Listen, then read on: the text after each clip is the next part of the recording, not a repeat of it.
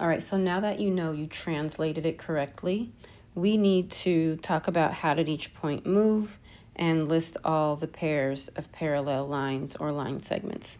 Well, we know how the points move because the directions told us. So each point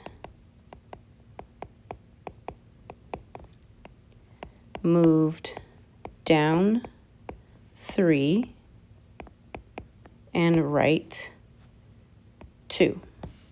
Okay?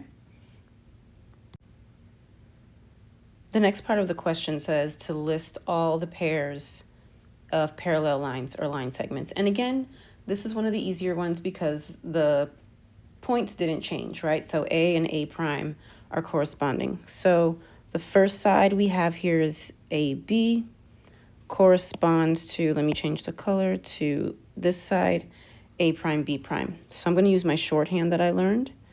So line segment AB is parallel to line segment A prime, B prime.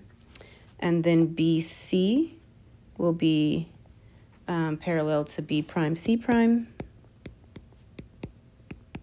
Don't forget the line segments.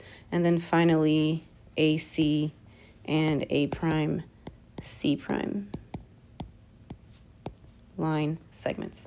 Those are your parallel sides.